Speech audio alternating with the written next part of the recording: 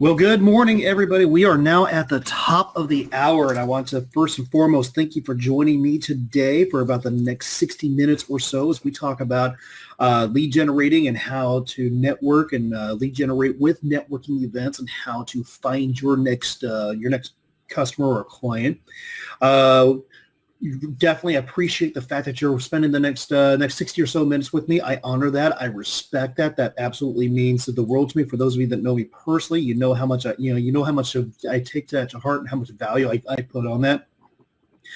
And also wanted to thank you. It's just today's recording is. I mean, if you're catching this on our rebroadcast or YouTube or something like that, today's recording is actually on Dr. Martin Luther King's holiday and stuff.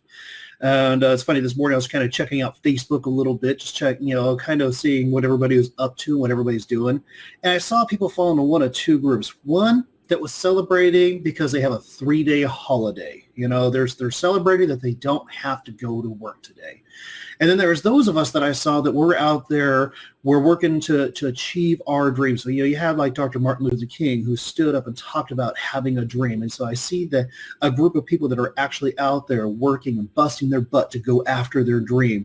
And I even see a handful of people that work a normal 9-to-5, Monday through Friday type of job where they're something to that aspect, but they're taking time on their day off today to kind of perfect their craft, and they're working on themselves personally. They're taking ownership of themselves personally and building up their craft and building up their dream and stuff. So, definitely I really, truly do appreciate and very thankful to have everybody that's on board with us today.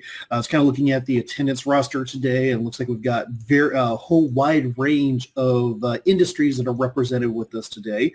And looks like, from what I can tell, people from all across the country. I just got back up from Portland myself, a little snowstorm that they have down there. I know my friends over on the East Coast and the Midwest are probably shaking their heads laughing at us and stuff, but in the Pacific Northwest, we're not used to 6 to 8 inches of snow or a foot of snow. I think was like the top end that I saw. All right, well, let's chat a little bit about structure for today's webinar. Going to do a quick introduction about me. As I said, I recognize about half the names on the attendance roster and stuff, and the other half I didn't recognize. So I can tell either you guys came in through like our social media outreach and stuff, or somebody shared our training, and that's how you saw it and stuff. If you came in through that way, I really truly appreciate that. You get to learn kind of how my training style and technique is. And for those of you that shared today's training or got this out to your teams or to your companies or your groups or your counterparts and stuff, I really appreciate that too. I mean, that's I tell people, it's like, how the best way that you can do to kind of help me spread my word and spread the word of how to build how we all build up our businesses and stuff is share our posts, subscribe to our YouTube channel, subscribe to our podcast, and share them and stuff. Do 45 to 60 minutes of awesome, intense, powerful training dealing with lead generating and networking. You're going to do a quick introduction to an advanced training starting January 24th. Now, don't worry, there is no pressure. We've all been through those types of training programs before, where I call it the dangling the carrot technique. And what that is we go into a training, and we know if it's a free training, they're probably going to be offering something in the something at the end of it and stuff. We all get that. We all know that. We've all been through that scenario before. But, I look at it this way. If I'm going to trade out an hour of my time, I at least want to get, a couple of nuggets, something that I can immediately put into play immediately. The last thing I want to do is feel like I'm really close to getting something, and then, they yank that carrot away. And they finally get to the end and say, and I've seen anywhere from $500 to $2,500 in a flight to California or Las Vegas, for you to get all your questions answered and stuff. Well, that's not my style. That's not my technique and stuff. My attitude is I would much rather give you top level training. I mean, if you go over to our YouTube channels, we see that we put a lot of our content out there and stuff. And then, so a lot of people will start off kind of following us and stalking us on social media, which is okay. I've done that with some of my coaches too. And so then when they're ready to take their business to the next level or take their income to the next level, or really just take their game to the next level, then I absolutely, want us to be, if not the top, not the number one training company that you look at, definitely one of the top training companies you look at. We're going to talk about ways how you stay connected with us. So absolutely stay connected, stay plugged in with us. Subscribe to our YouTube channel. Jump over to our Facebook fan page and stuff, and our Go Time podcast, and our Go Time group page over on Facebook and stuff. I want you to stay connected with us. And then we'll do an in-depth question and answer period on your screen, either below your screen or to the right of your screen. I believe there should be like a little comment box or something like that. Right now I can't see it and stuff because I've just got, basically the PowerPoint slide in front of me here. But any questions you have as far as lead generating or business development or leadership or sales or marketing, or for those of you that know me personally, I'm also very big in the world of health and wellness. And how I gauge health and wellness is by your energy level. And the reason being is because the more energy you have, the more you're able to go produce, the more income that you make, the higher, better quality of life that you have. And it's this weird kind of self-feeding circle effect and stuff. So any questions that you have, feel free to dump them in there. For those that I can answer, I will absolutely go 100% in depth with every single question that I can. If there's a question in there that I don't know the answer to, well, I'm pretty sure amongst all of our shared resources in here, or some connections that we both have and stuff, we'll find the answer to your question and stuff. It is, I'm going to stay on board, stay on live today for as long as we can to get all your questions answered. If you ever hear a pause and stuff, I'm probably just taking a quick drink of water. All right. So to share with you a little bit myself, who is Greg Towne? It's a picture. It's actually about a couple of years old. I think this year I'm going to update my my profile, my professional photo and stuff. Well, for those of you that are joining us in the state of Washington, you may recognize my name through my my real estate team. We are one of the top real estate teams in the Pacific Northwest region. I was actually voted as one of the top 10 real estate brokers in the state of Washington by the American Institute of Real Estate Professionals.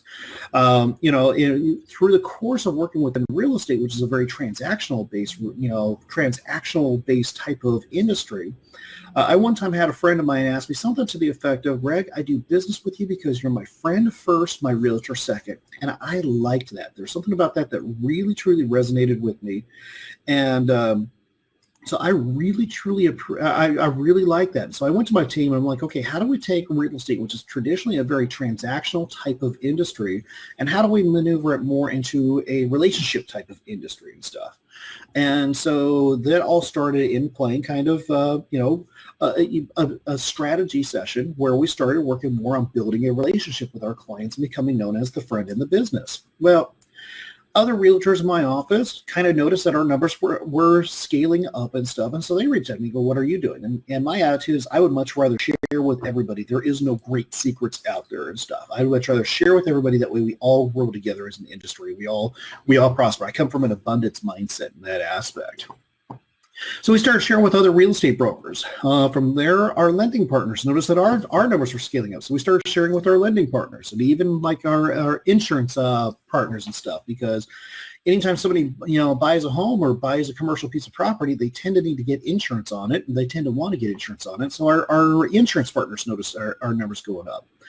Well, it is what I discovered is anybody that's in a professional level service where they have to give a top level professional tier of professional level service to their clientele, but they're also in charge of their own marketing and their own lead generating and their own prospecting.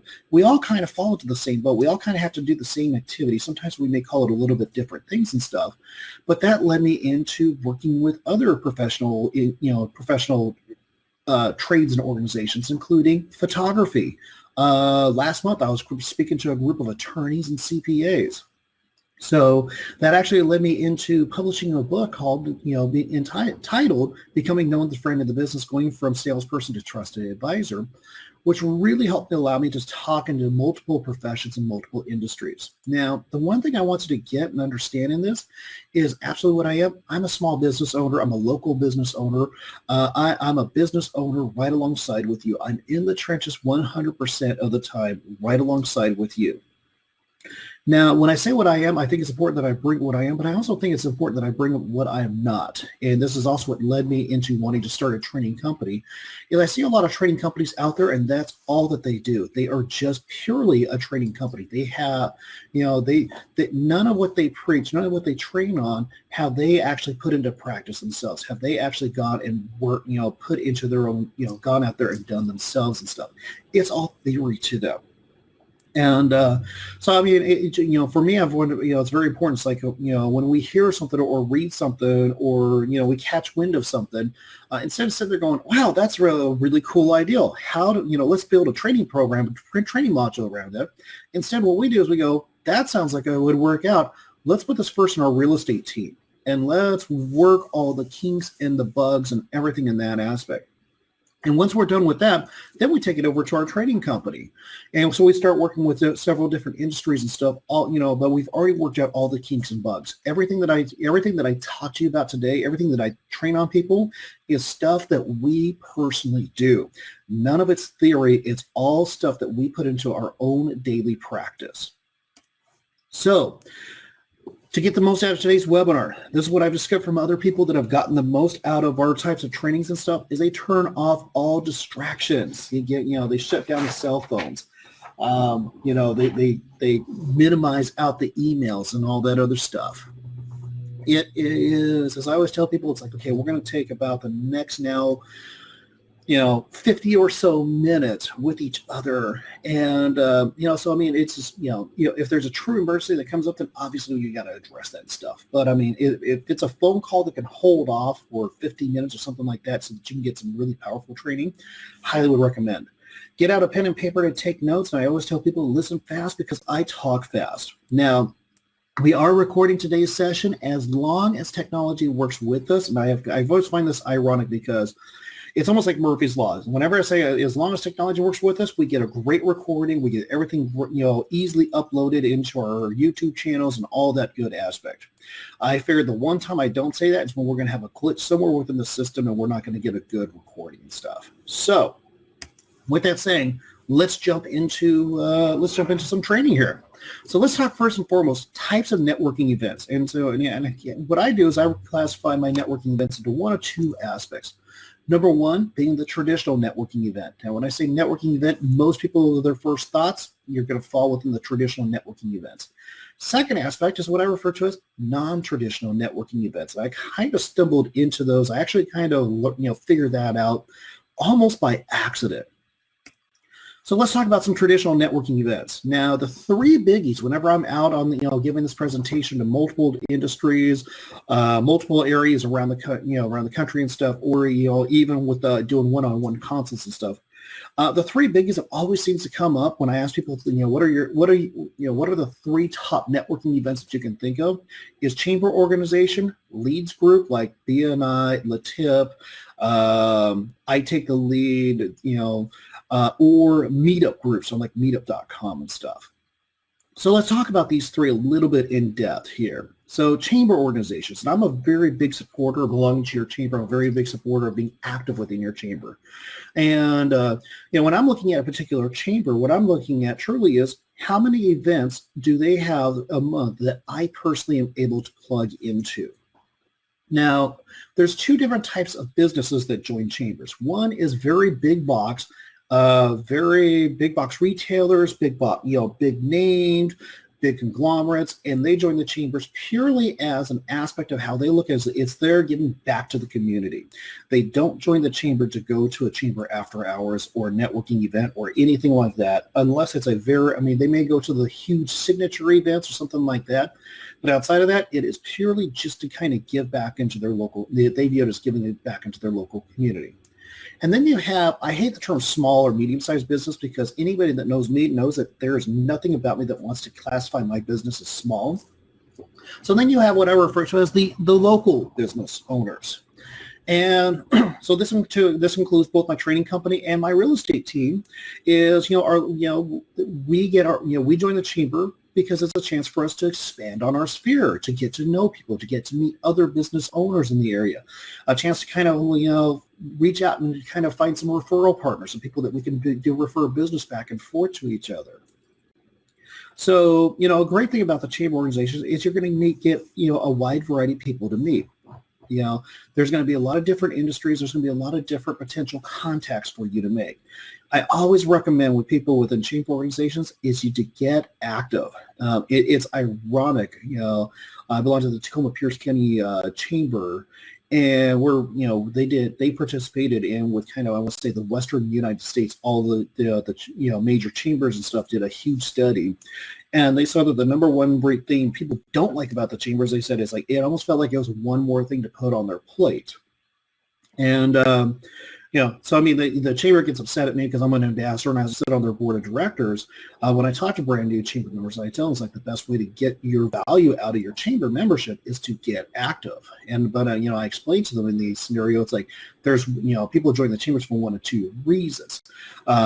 And if you're joining the chamber purely just to get put into their directory or for some SEO getting put into their website and stuff, I would say you probably get a little more value out of the SEO side, out of being on the website inside. But I mean, how many, I don't even know if our chamber prints a directory anymore. And in reality, it's like how many people actually go through looking for the directory, except for those people that are prospecting, doing cold calling and stuff. Let's talk a little about leads group that are industry locked. Now, these are going to be like your BNI or your LATIP, or, typically a leads group that, you have one person represented per industry. You normally have you normally meet on a weekly basis, and it's normally a very structured type of meeting. Now, you always kind of see the same core group of people that are involved in this. And then kind of, visitors will kind of float in, float out, and new members float in, and sometimes the older members kind of float out and stuff. Typically, I see within these aspects, we'll take like real estate, the lending world, insurance, and financial planners. Those are kind of like your four main staples. Those are kind of like your four top dogs in that industry, that normally lock up those positions first. And a lot of times I'll see kind of where spin-off groups or new groups get created is because there's a realtor that can't find a group to join because there's no vacant realtor positions, or a loan officer, or something of that aspect. And so, I mean, the plus side is you kind of get to see your core same group of people and stuff. And I know some people that works really, really great with. And then we're going to talk about meetup groups, where I call this open industry. Meetup.com is probably one of the more prominent tools out there for trying to find networking events or stuff to do. Typically what I see is they meet anywhere from like once a week to every other week-ish or so. They're typically very loosely put together. They're kind of more, there's kind of there's an element of social gathering and stuff, but with some business tied into it. Typically what I see in these type of groups, you have a core group of people, and then your visitors that will float in and out of and stuff. Now, one of the things we're going to talk about here is you see on the leads group and the meetup groups, you talk about the one-on-one. This even applies to the chamber networking events and stuff. I always look for, how I gauge a successful networking event is if I can find one or two people that I could get together with, outside of that event to do a one-on-one, so where I get a chance to learn more and in depth of what their business is about and who they are and what their business is about.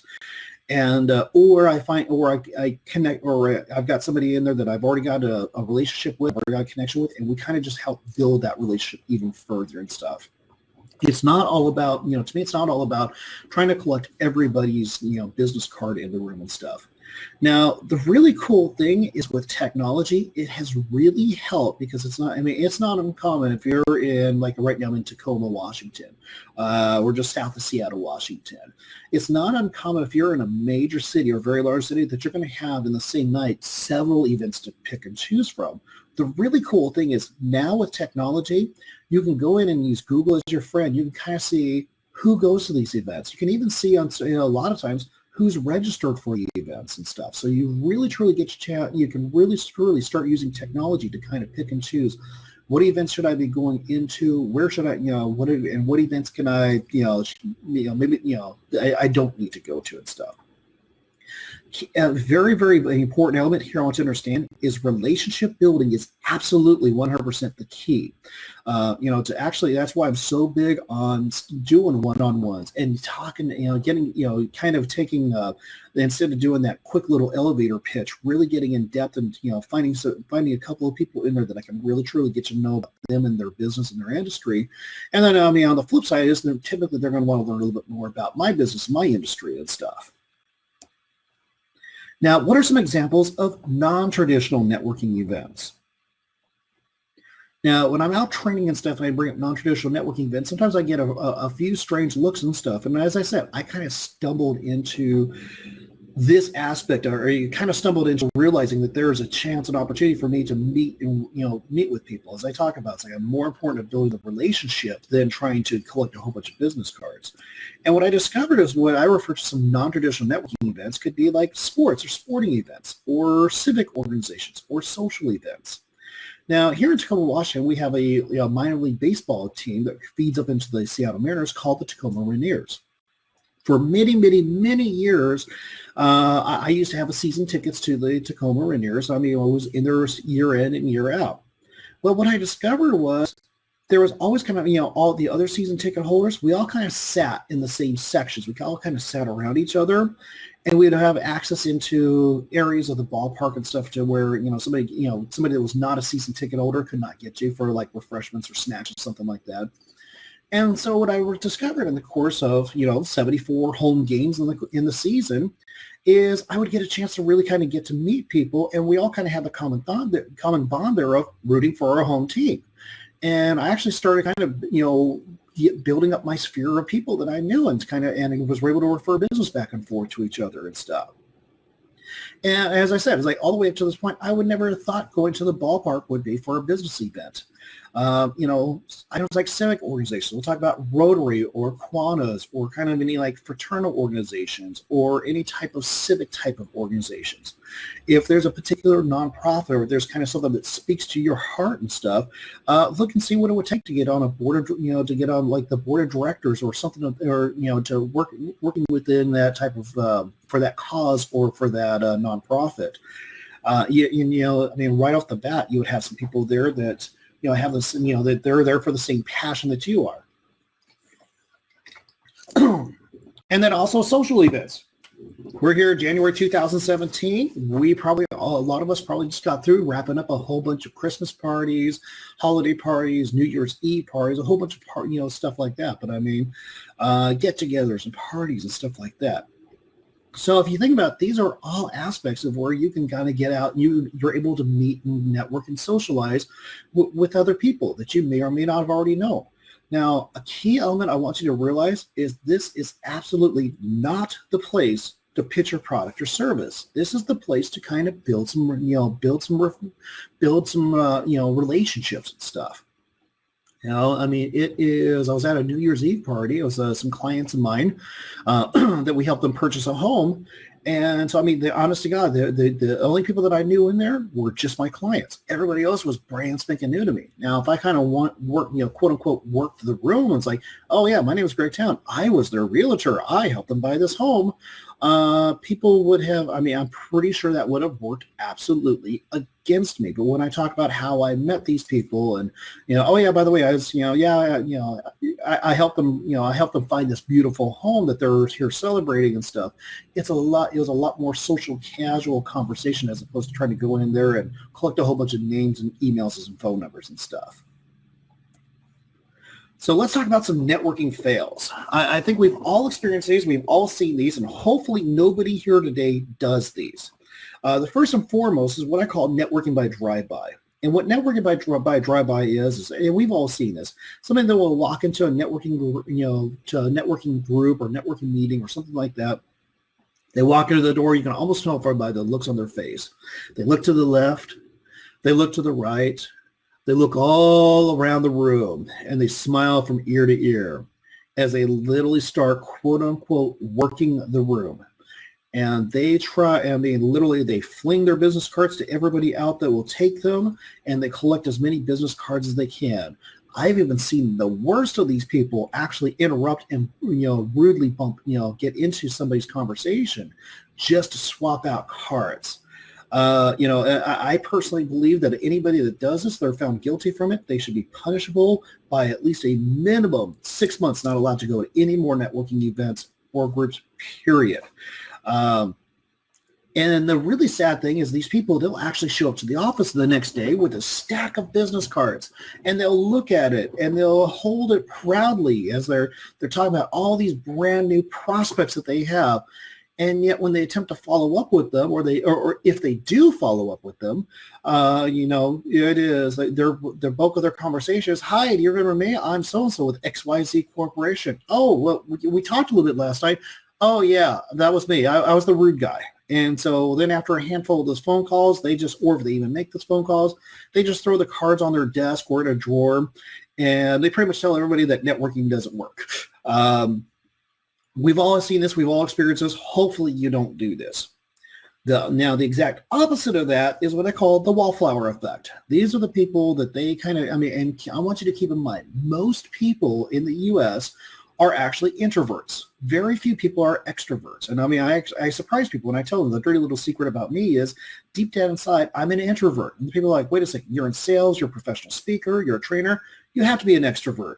No, how I recharge is actually by being by myself and in silence. That's actually how I recharge and stuff. But I know that when I'm going out networking and stuff, when I'm going out, building relationships and meeting people, I need to get out of my comfort zone, and I actually need to go and do the scary thing and that is go talk to strangers. And so the downside of what happens with wallflowers is they connect with nobody. They hide out in the corners. They hide out in the shadows. They may hide out where the food is at, but they really don't build any connections. And we're going to go talk about later today, how to have some great conversations, how to really kind of give you a baseline script of how to connect with somebody.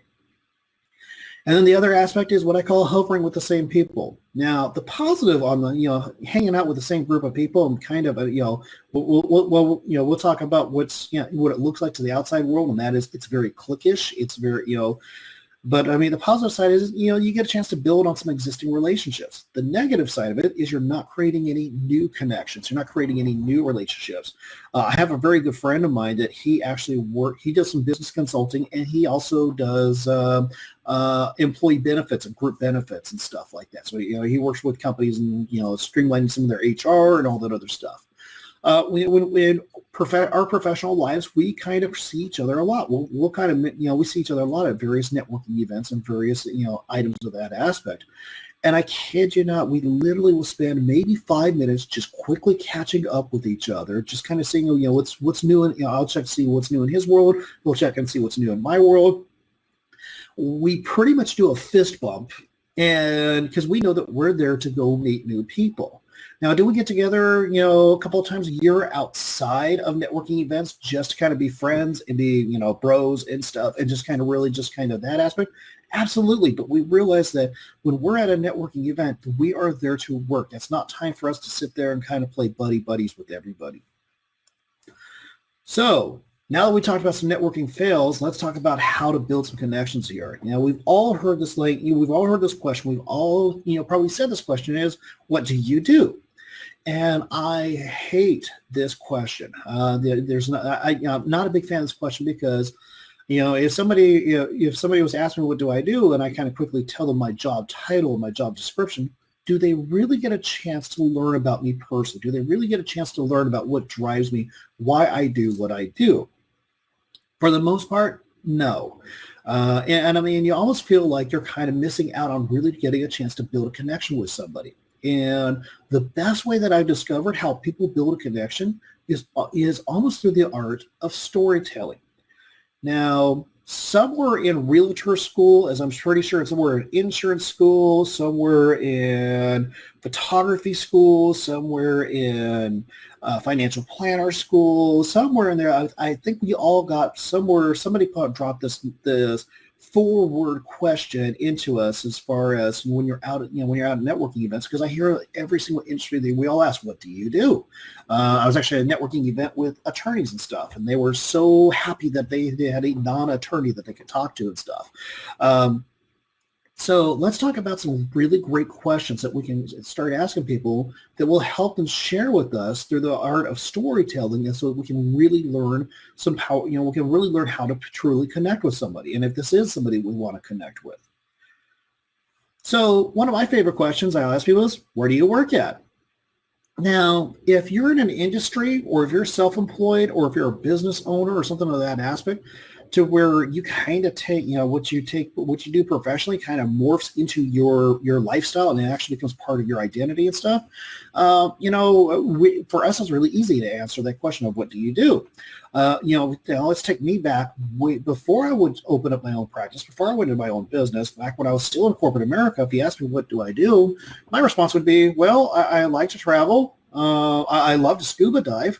The fact of what I did professionally, I did not look at as being anywhere near my, my identity. But when you ask people, where do you work at? It really kind of helps you learn about what type of industry they're in or what their job title is. And it's kind of a good icebreaker opening type of question. Now, from there, we go into what led you into that.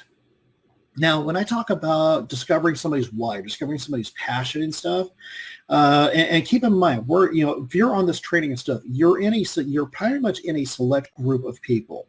The average 9 to 5, Monday through Friday person probably is not on this training, or if they were, they probably already bounced off and stuff. If you're somebody that will, saw us through some social media marketing or something like that, you're pretty much kind of in a business owner mentality mindset. You've shown signs that you're successful. I mean, it's kind of interesting how you can dial in some of those demographics and stuff. If you saw somebody, a friend of yours, share this or say, hey, you need to check this out. What I've kind of discovered is birds of a feather flock together and stuff. And so, I mean, I tell people, it's like I look back when I was in high school and stuff, and there's only 2 people that I know of that when they were in high school, they said, this is what I want to do when I grow up. And they're actually still doing that today. They're both in their 50s.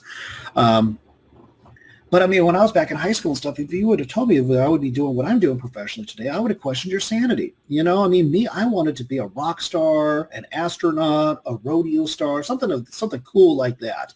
To be able to work with people, speak and train, and and work with several, and consult and coach many different industries and people and stuff was not even on my radar and stuff. But there are things, through the course of our lives, there are things that have happened that would lead us into why we do what we do. So I mean, I love asking people like, what led you into that? Or if that, if the feeling is right, sometimes I'll say, what inspired you to go into that? Now, you'll learn why people went into a particular industry or particular field. A good friend of mine is in the insurance world and stuff. We were chatting, and he's like, you know what? No insurance, nobody grows up wanting to go into insurance. There's a reason people go into insurance. And so you really get a chance to really build a great connection with that person. From that, I'll ask, I was like, what was it like your first day? Now, I want you to stop and think for a moment. Go back in time. Go back to when you were your very first day of what you were doing, what you're doing now professionally. What was that like? I remember my first day when I left corporate America and I went full-blown real estate. Real estate broker, left the safety net. No longer had that pleasure of just having of trading out hours of a day for a paycheck and stuff. And I remember it's like, because I mean, my job shift and stuff when I was corporate America was 7:30 a.m. to 4 p.m. And I remember I showed up to the office at 7:30, about 7:15 in the morning, because that's when I showed up to work, not knowing that most real estate brokers, they're still asleep at this point. And I remember standing in kind of the resource area, the front lobby, and I'm kind of looking around trying to figure out what do I do now. And the president of the company, he was an early morning raiser and stuff. His office was just right outside that area. And I remember he kind of looked around peered around his desk to look out his door and look to watch me. And he just started laughing because like, you have no clue what to do you? And I was like, not on my life. But I remember the one aspect, it was so powerful and so exciting. And then the other aspect of it was so scary and stuff. And so, I mean, really, it's like, you know, it can help kind of take people back into, like, you know, what was it like your first day? And they're going to, you know, you're going to really get to learn kind of what's really inspired them. What was it like for them? And you're going to see, and you're going to hear both. They're going to be on one side, they're going to be, you know, it's a scary moment. On the other side, it's an exciting moment. I'll ask them, what do you like most about what you do? Again, this is great about building some great connections. Also get to learn about what this person likes and what they're, you know, what drives them, what motivates them. Now, I always let now kind of what we, you know, what I want to do is I want to bring them back into the present moment and stuff. Because if you think about it, in the course of this question, we started off with how they got started. We started off with what drives them, what, you know, why they, what they're passionate about, why they do what they do. Now I want to bring them back into the present moment. So I'll ask them, like, what are you working on now? And so, I mean, really, this gives me an idea, you know, so this kind of helps me understand, like, what type of projects are they taking on? What type of stuff are they doing? Now, honestly, what was going on in my mind is, how do I connect with this person, or who do I know that needs to be connected with this person?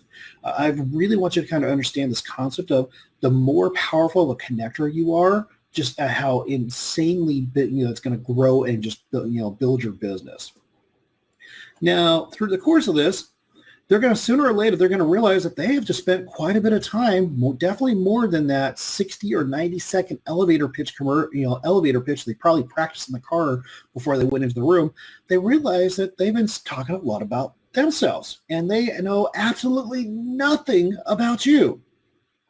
And I also want you to realize that that they have not had this powerful training that you guys have just received. So they're probably going to look at you and go, oh, well, tell me about yourself. Or, you know, that one question we all know that I really truly hate is, what do you do?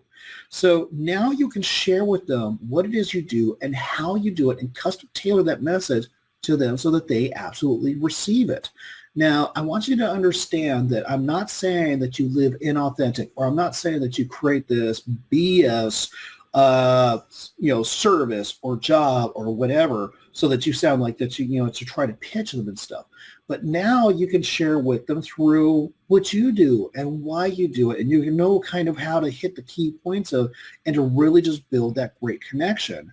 Or you've learned enough about them that you know that maybe this is not somebody that I want to be connected with, and you can kind of, you leave out stuff to where you build up the connections and stuff. Now, what I've discovered is these 5 core questions and stuff, I'll use these in professional settings. I'll use these in social settings. I will use these at parties. I'll use these if I'm out with somebody on a first date or something like that. These have become some of the best icebreakers I have personally come across and discovered. So now let's talk about when you follow up. Now you have a true connection with somebody. Now you've actually spent some time. It's not like that BS ideology. It's like, get somebody's business card and you quickly, jot on the back of it, hey, where you met them and something about them and stuff, because you're trying to collect as many business cards as you possibly can. Now you've actually built a connection with somebody. It's easier for you to follow up with them. You'll have an absolute reason to follow up with them. Instead of saying, hey, this is, John Smith with ABC Corporation. Now you can pretty much say, hey, it's John Smith. We met at this chamber event. Tell me, how was the rafting trip, or how was your trip down to Portland, or how was this? Now you've got something, a common bond to connect with them. And the other aspect is, because we all know that we have what's, AKA called the gatekeepers and stuff. These are the receptionists and stuff. These are the people that protect the boss's time and stuff. Well, now the boss will recognize your name as opposed to John Smith. Who's that? Oh, yeah, it's John Smith, the person that I met at the chamber after hours. And the reason that this is all good, this can make it easier for it to follow up, is because you actually took the time to build a connection. There's the old saying, networking is a numbers game. In some ways, yes, but you know what? Network is not always a numbers game. It's more of a relationship. It's more of a, relationship building game. There's this saying here, or this is like one of our battle cries within my office. And that saying is, success is never owned. It is rented, and the rent is due daily. You absolutely have to take daily actions to achieve and keep success. The greatest sport teams out there, the greatest players out there, the greatest professional athletes out there. And you know what? The top producer in your industry and every industry out there, they have a coach, they have a mentor, and they have a game plan that they use to stay on top of their game. I always tell people, and actually I read a LinkedIn article this morning and stuff. It's like the number one investment you can make is absolutely 100% in yourself. So with that, I love this slide. And I apologize if you're eating lunch right now and stuff, but I love this slide. And, this slide just kind of dictates, like, are you committed or are you interested? And I actually have a good friend of mine. She was a ballerina growing up. She became a ballerina mom, and now her oldest daughter is now a ballerina in one of the top ballet companies on the East Coast and stuff.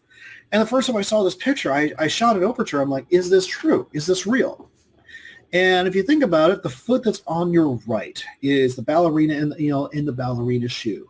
And this is kind of like the equivalent, this is like the ballerina that gracefully floats across the stage, almost looking effortlessly, almost looking just like it just, everything just naturally falls into place. It is so easy. They make it look easy. But what you don't see is the foot on the left, the foot that's been through the hours of practice, the foot that's been through the training, that's been through the abuse, that's taken the bumps, that's taken the the beating and stuff. The foot on the left that has made it so that it looks easy, but the true work and stuff that happens behind the scenes that nobody ever sees. So I always tell people in your business, are you committed or are you interested? If you are committed, you are doing the steps, you're doing the stuff behind the scenes to take your business to the next level, to take your income to the next level. If you're just interested, you're screwing around, you're playing with it. You're just kind of, it's a hobby to you.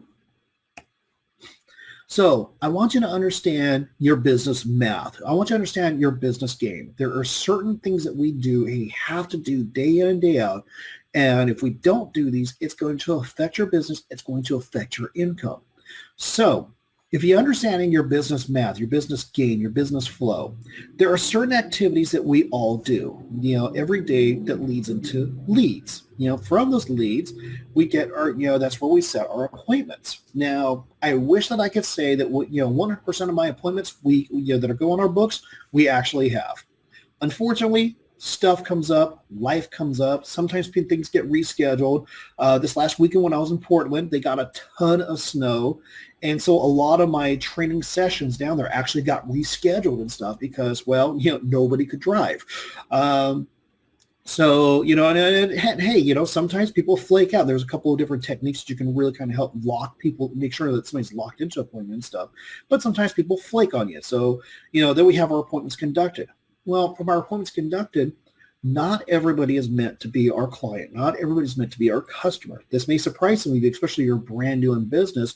Us kind of people that have been around the block a time or two, we realize that sometimes we don't want everybody that walks in to be our customer or our client stuff. So that, so we don't want to take everybody on. Sometimes we're not the best fit for everybody. So, that leads into how many clients we have. And then sometimes, clients equal end to something that turns into a revenue, we get a transactions closed or something like that turns into where, there's a revenue there. Sometimes it doesn't. So, how many clients do I need to get for my contracts? Now, let's work our numbers backward and stuff. Let's say, just for the sake of argument, you want to make $120,000 in the next 12 months. Well, and the reason I picked that, it makes the math really easy. So basically what we need to do is we need to figure out how do you make $10,000 a month. So how many contracts do you need to close or to where you deliver your product or your service to equate out to, on average, $10,000? If your average ticket price, your average income revenue price is $10,000, well, you need one. If it's $1,000, you need 10. You kind of get what I'm saying. So now when we need to start tracking our numbers, we need to start working our numbers backwards. Okay, so for, how many clients do I need to get that amount of contracts? Okay, so how many appointments do I need to actually have where I sit down with somebody in order to get that amount of clients?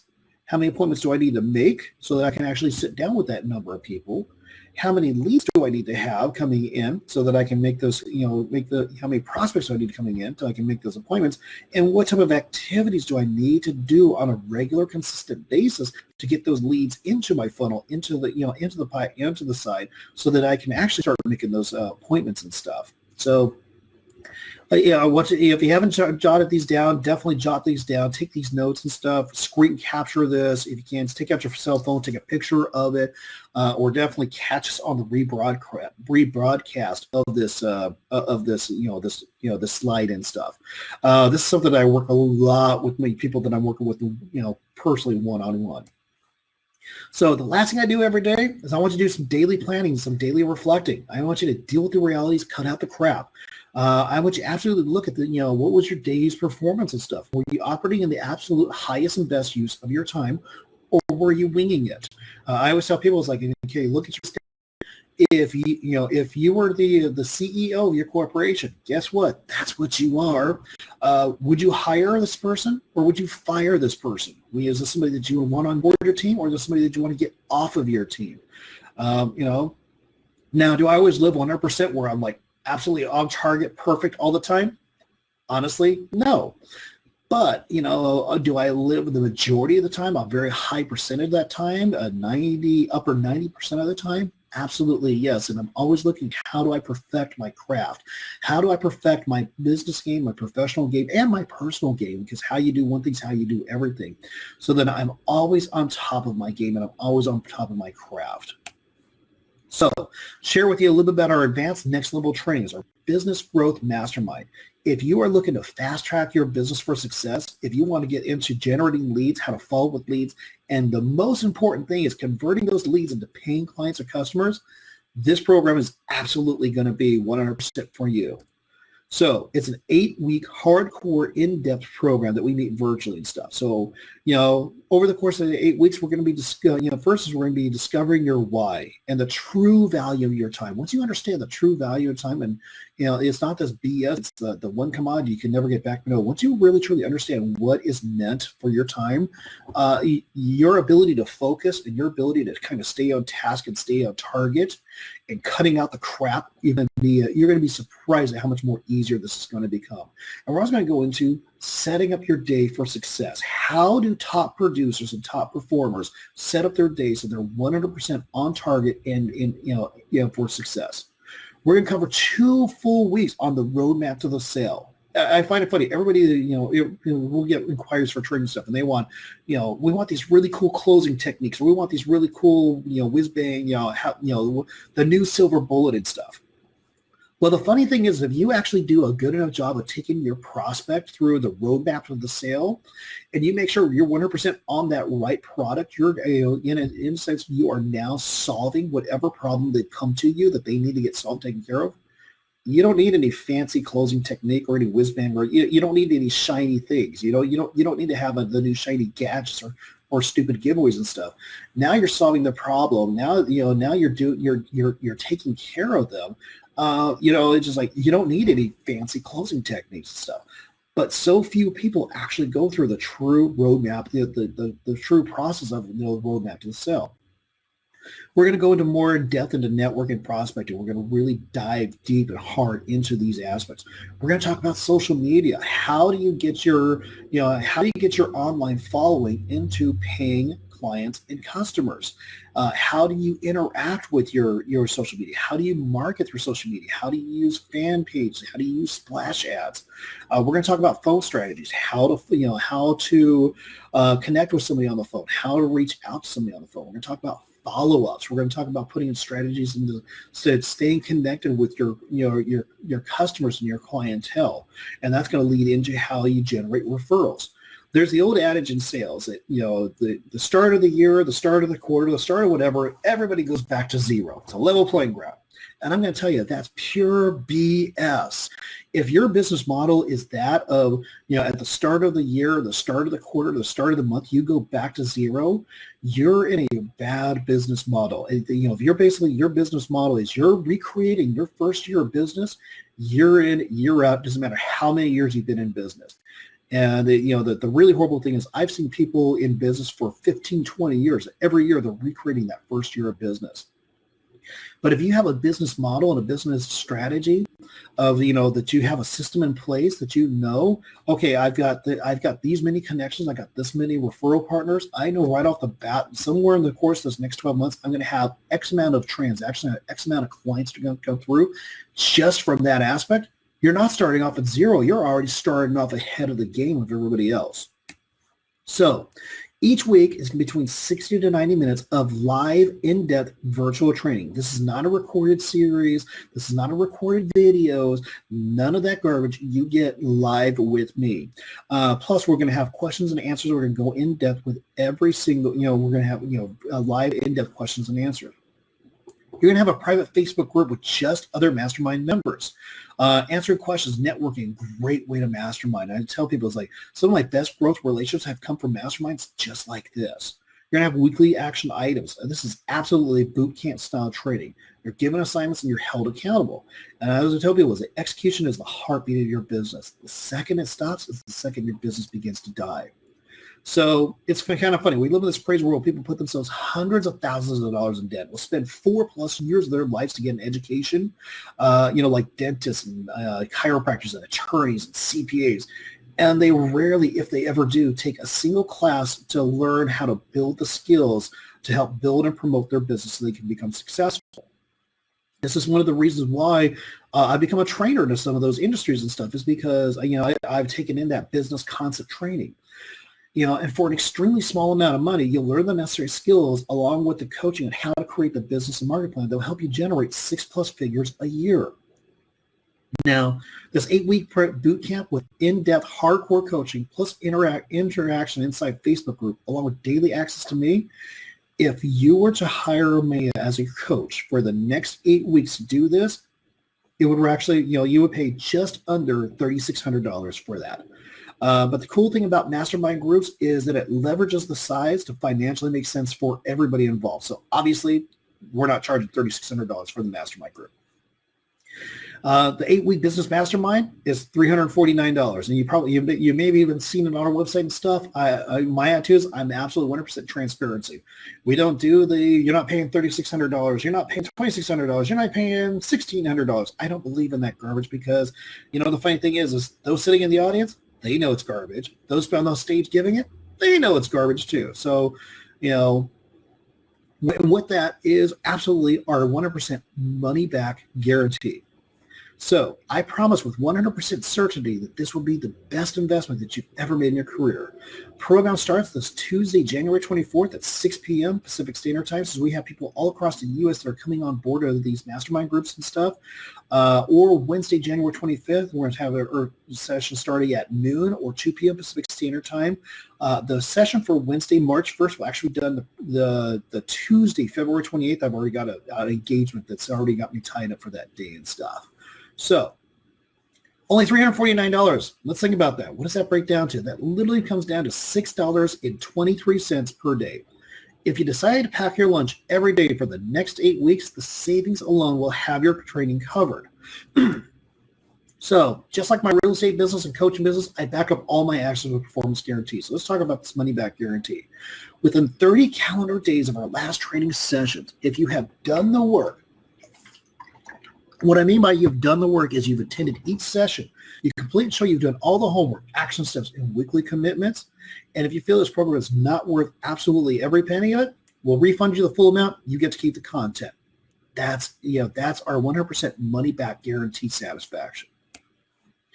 So easiest way to register, there should be a little link or a little button stuff, offers and stuff. You should see that. If that doesn't work, just jump over to gregttraining.com, same website that you used to register for this event.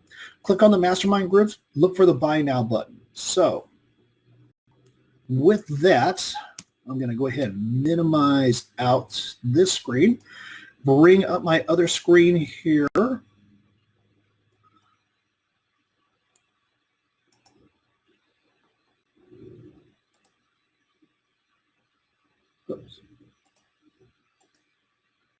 Bring up my other screen here and stuff so you guys can actually see me and take a look, see if we have any questions that are popped in yet. So don't see any questions popped in yet. So Just to let you know, we're going to have a couple more trainings this week.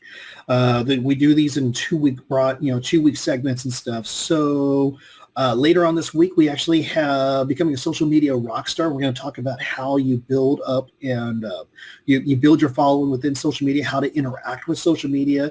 How, I just tell people it's not always about the likes, the retweets, the hearts, or any of that stuff. It's more about building interaction within your followers and how to actually get that business, get those online connections into offline business. And then also, I believe on Friday, to once again jump over to the website just to double check and stuff. We're going to actually have the roadmap to the sale. We're going to go over the 12 steps. We're going to go through, so that we're going to have, so you can kind of take that and start building into what is your roadmap. What is, what do you, what is your roadmap for you when you're taking your prospects down through the line and stuff. So, yep, any questions you have, feel free to pop them in. Also, stay connected with us. Stay connected with us through like LinkedIn or LinkedIn or our YouTube channels. On Facebook, we have Greg Towne at Greg Towne Speakers, our fan page. We also have our new podcast and stuff. This week we're launching our 3rd episode of our podcast, and it's on It's both on YouTube and on Podbean. It's called Go Time, and then we also got the Facebook fan page, or not fan page, Facebook group, the Go Time group and stuff. So with that, we're coming to the top of the hour. Any other questions, feel free to pop them in. Let me just double check here, make sure we're not seeing any. So with that, I don't see any more questions that are coming in and stuff. So with that, thank you so much for sharing with me. You're the last hour or so. I'm kind of coming back up to the top of the hour. I like to keep these right at that one, right in that 1 hour segment and stuff. Any questions you have, feel free to connect with us. Feel free to email us or reach back out to us and stuff.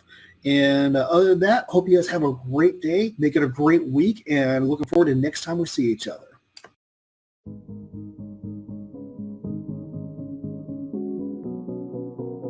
CEOs see it clearly in the profit and loss statement. Managers feel it, and your customers notice it. The difference between a motivated and inspired sales staff and those that are stuck in a rut. The question is, how do you get your team to the next level? Is there something you can do to break through the resistance and help them get the right mindset to grow your business? The answer is yes, there is. But you're not going to do it with one of those cheesy inspirational speakers or a self-proclaimed guru. What you need is someone with a proven track record in sales, marketing, and leadership. A person that can give key insights in an captivating way to give your team the right tools to succeed in today's marketplace. Meet Greg Towne. Experienced leader, innovative thinker, and elegant speaker. He's ready to deliver the message your people need to hear. Not with a canned speech, but with a customized, dynamic keynote designed to deliver results. Bring Greg to your next event before the competition does.